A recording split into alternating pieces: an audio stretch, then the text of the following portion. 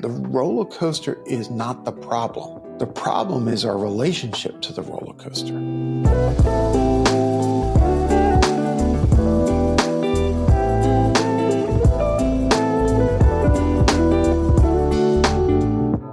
What happens when a legendary VC turned leadership coach brings radical self-inquiry to the startup roller coaster? A conversation that rewrites what it means to lead with grit, honesty, and a whole lot of heart. In this episode of Neural Compass, What If Crushing It is Crushing You? My old friend and mentor, Jerry Colonna, the CEO of Reboot.io and author of both Reboot and Reunion, joins me for a powerful reflection on mental health, emotional resilience, and the inner lives of leaders. We cover everything from why false grit is hurting founders more than it's helping, to how to detach your self-worth from your startup's performance. We talk about the ghosts in the machine and how to face them, and why leadership starts with healing. This is a really special conversation for me. I hope you enjoyed as much as I did. Jerry Colonna, our guest today, is the co-founder and CEO of Reboot.io, where he believes that work does not have to destroy us. We're going to talk a lot more about that and mental health today. Jerry is a leadership coach and writer and speaker, but mostly Jerry is an old friend who I'm really excited to have here today. And incredibly handsome and thoughtful. No, just handsome, thoughtful, mighty, strong. Exactly. Right. all the good things, and yet vulnerable. I've known Jerry for almost 30 years. He was one of my first business mentors when I was a young entrepreneur in Silicon Alley. Jerry and his partner Fred were the most sought after venture capitalists in the business, at least on the East Coast. And we were really excited to work with him and discovered a lot of great things about Jerry along the way. And then 20 years ago, you made this really radical transformation into a coach and speaker and writer about many things related to mental health and the entrepreneur's journey, and we'll sort of get into that. I was thinking maybe we'd sort of get into what led you to this transformation for those who haven't read your books. Oh, simply put, it was a broken heart.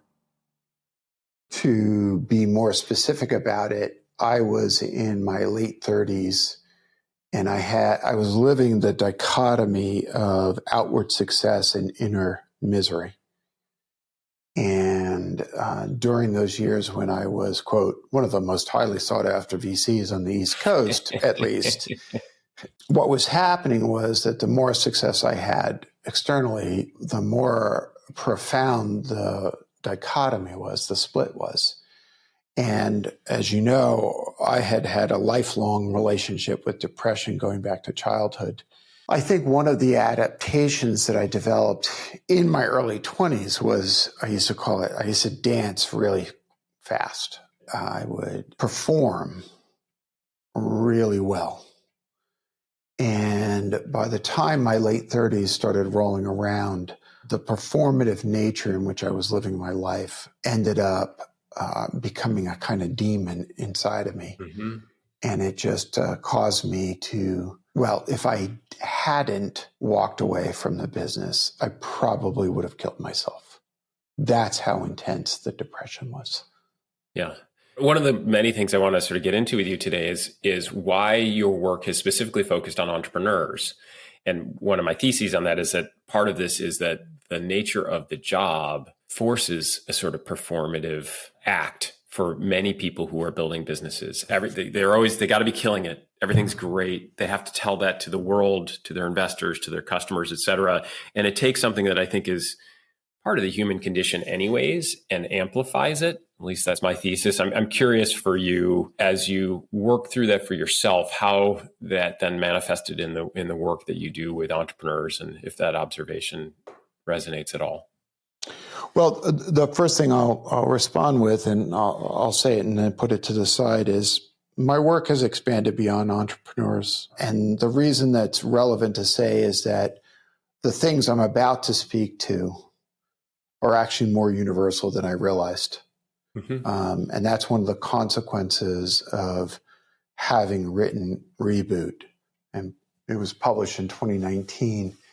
And to this day, I continue to get responses from people who speak to the universality of the experiences I wrote about in the book, mine and those of my clients, and how so many of the themes that you're touching upon are, in fact, part of the human condition.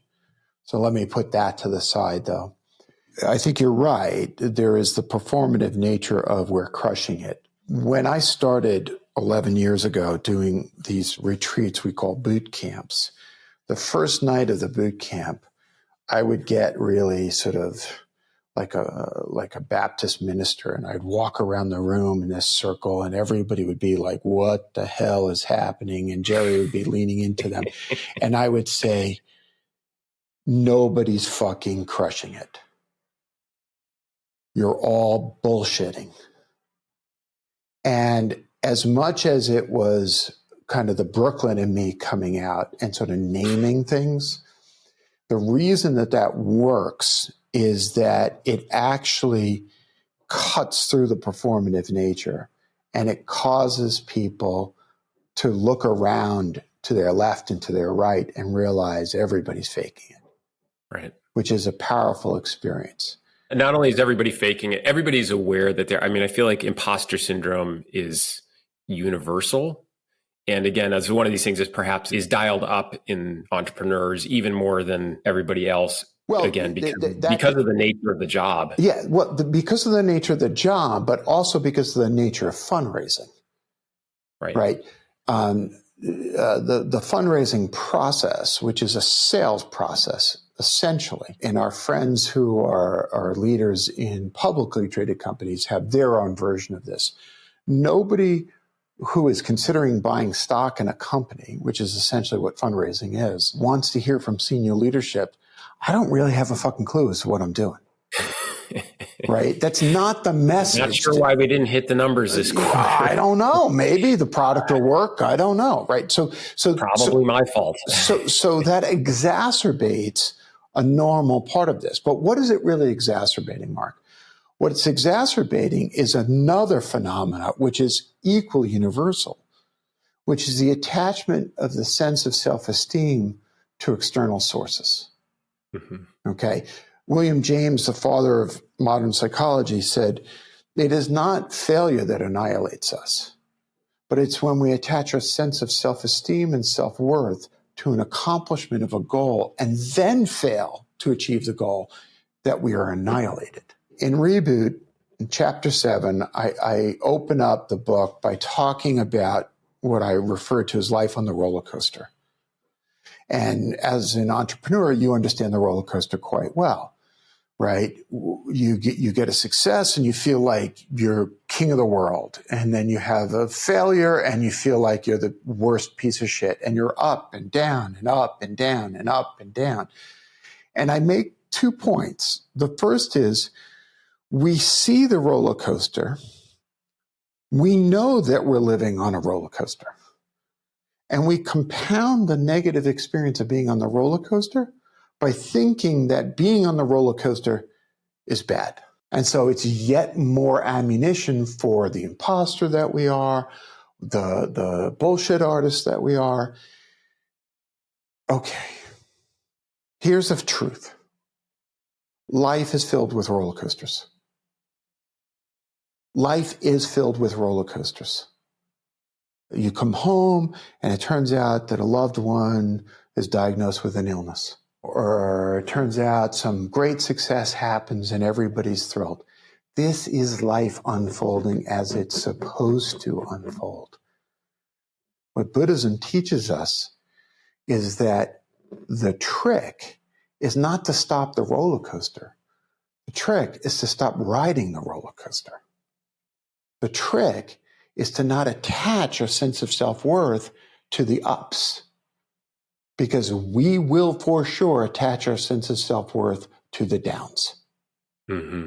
And how does one do that? And so one of the things that's really interesting for me, because we started this podcast in part because we have a company that is the goal of which is to help people live their best lives, help to alleviate anxiety and depression.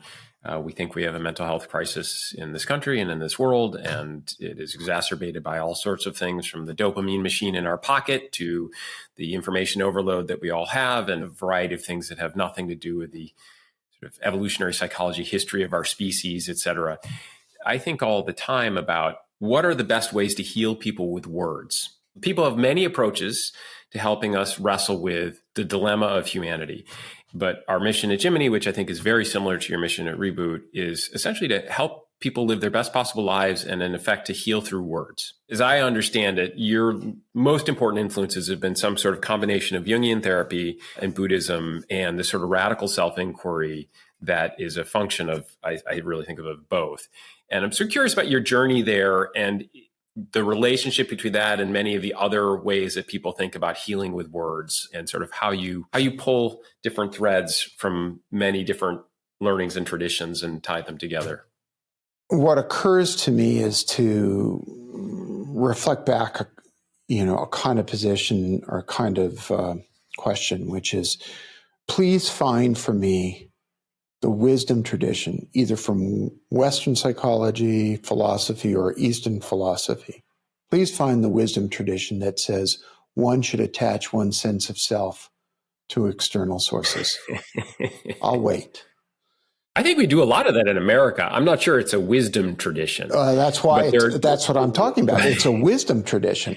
I mean, so what you're talking about, you're right. We do a lot of it. There are roots even in the Protestant work ethic. The notion that outward success is an expression of God's grace. You could argue that some of the roots of capitalism itself are rooted in your sense of unworthiness. Right. And so in order for you to feel good about yourself, you have to buy the right deodorant or drive the right car. You said before that depression and anxiety are at epidemic levels. I agree with that. I understand that. I experienced that. And there's almost nothing new about this. Right. The mechanisms that we use to make each other feel bad are expanding and are equally universal. The dopamine machine in our pocket that lets us understand just how poorly we're doing relative to the external presentation that everybody else gives is just so challenging. I mean, it's challenging I'm 54 years old. It's hard for me. I cannot imagine what it's like for a 15-year-old. Right. And we're fortunately doing good research and talking about this. There are bans on social media that are being talked.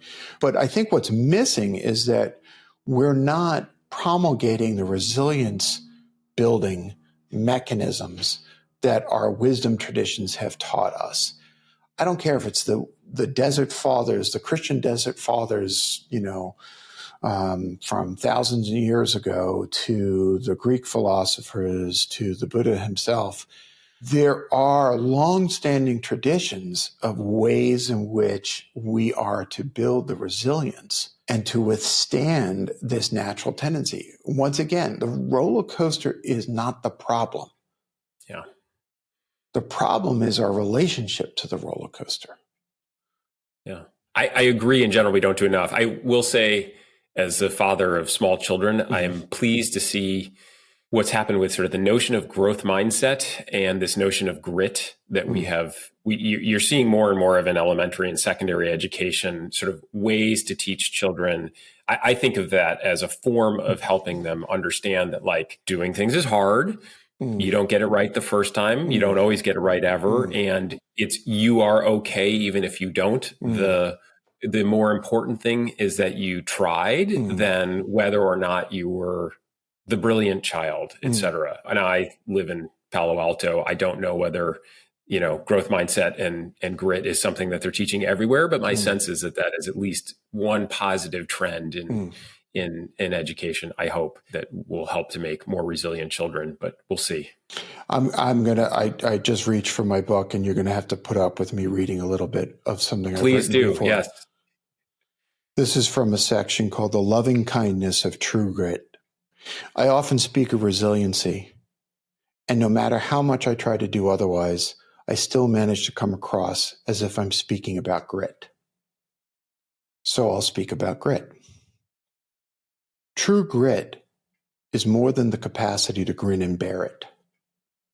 To understand true grit, we need to understand false grit. False grit is brittle. It's the sense that we are nothing if we can't take a punch. In fact, we define taking a punch as the ability to not feel pain when we are punched. False grit is dangerous. It feeds a stubbornness that in turn can feed delusion. We mistake the tendency to delude ourselves that our relationship will improve, our companies will succeed, if only we double down on our old patterns, grip the steering wheel until our knuckles whiten, and bear down. Stubbornness is not the hallmark of a warrior. So true grit and false grit. True grit is supple. True grit is equanimity. True grit is the ability to withstand the ups and downs of the roller coaster and realize that I am lovable and worthy of love, regardless of where that roller coaster is. Do you see what I mean? It's by detaching our sense of self. If you can teach your children to detach their sense of self and enjoy the pursuit of the goal, regardless of whether they succeed, that's true grit. I love that. And I think that's true for children. Of course, it's also true for adults.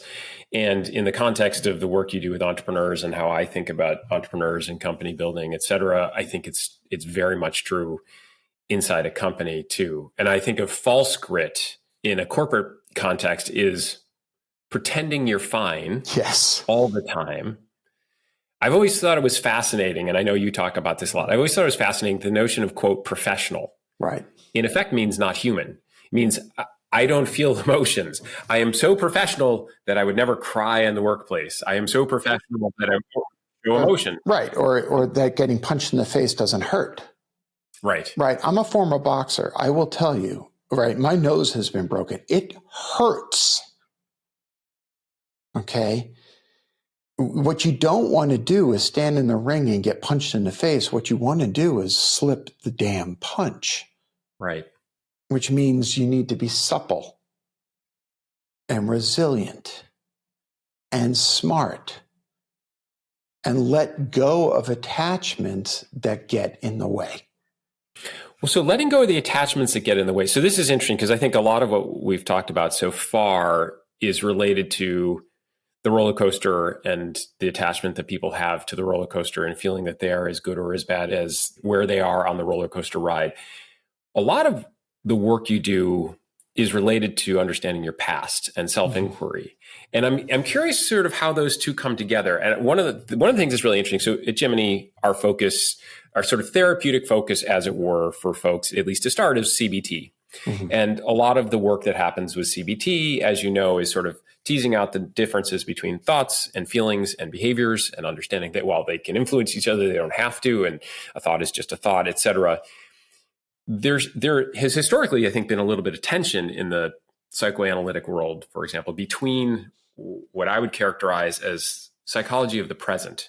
Here's what you're thinking now, or here's what you're feeling now, and here's how to deal with such things, versus the self-inquiry. And I tend to think it's a false dichotomy, but I'm curious about the radical self-inquiry piece of the work that you do and how you think that ultimately influences people in the today to help make them more resilient and maybe less anxious or less depressed and better able to slip the punch, et cetera, and how that process works. So you're right that there's a tension. It's a tension in the psychological psychotherapy world. Yeah. And it's simplistic and not entirely accurate to describe, say, CBT on the one end, cognitive behavioral therapy, and psychoanalysis on the other end as two opposites or two poles. And yet there is something to that framing. Carl Jung, a psychoanalyst, said, until you make the unconscious conscious, it will direct your life and you will call it fate. I think that is a profound summation of what I was trying to reach for when I coined the term radical self-inquiry. Why do I do the things that I do? Or more specifically, why do I repeatedly do the things that I do? Yeah, you talk a lot about ghosts in the machine, which is a wonderful metaphor.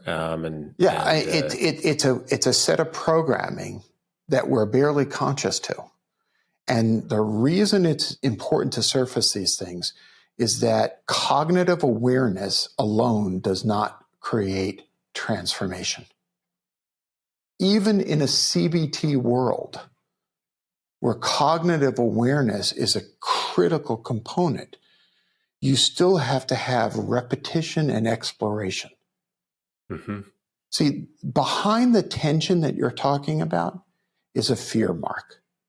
And the fear is if I open up that messy closet, all the shit in the closet's going to tumble down upon me and I'm going to get buried. Mm-hmm. I don't know what to do with the fact that my conflict avoidance as a CEO stems from the fact that I watched my father hit my mother. Right. And you have there's a quote in Reboot, which is, I am not what has happened to me. I am what I choose to become. Carl Jung. Which I think is wonderful, but very hard to manifest. It's hard work to get to the point of, I am not what has happened to me. I think this is like an essential thing. Like it feels embedded. Put the two Carl Jung quotes together. The first quote, until you make the unconscious conscious, what Carl Jung is saying is nothing's going to change until you surface what in fact has gone on. Mm-hmm. But the fear is I won't be able to become what I want to become. Right. I'm going to get buried under the past. Everybody has a closet. Everybody has a messy junk drawer. Okay. You can ignore it. But if you open the door and unpack everything and pull it all out, you can sort out what needs to stay and what needs to be given to Goodwill. You get to give away a lot of the shit that you don't need to carry anymore. But here's the most important part. The goal is to then put everything back in little shoe boxes, label the shoe boxes, and stick them back on the top of the closet and close the door again. But now you don't have to be afraid to open the door because It's all organized. And the past will not haunt you anymore. Mm-hmm. Ignoring the past does not stop it from haunting you. It creates ghosts in the machines. Mm-hmm. That's the challenge that we have. Fascinating. And I should mention this because I did not mention it earlier in the intro. So for those of you, Jerry has two books, Reboot, which was the first book, which came out 2019. 5 years ago. 2019. Okay. And just recently Reunion, both of which are wonderful. Jerry, thank you so much for the time today. This has been terrific. I am looking forward to lots more conversations here. Thank you for inviting me, and thank you for the work you're doing, Mark. You know, when we use the patterns of our own life to create the means by which we're helping others, we're doing saintly work. So thank you. Thanks, Jerry. Thanks for listening to Neural Compass, the Jiminy podcast. If today's conversation sparked something for you, follow us at Instagram, YouTube, or LinkedIn, or explore more at jiminyhealth.com. At Jiminy, we're building the future of mental health care with effective, safe, AI-enabled continuous care. See you next time.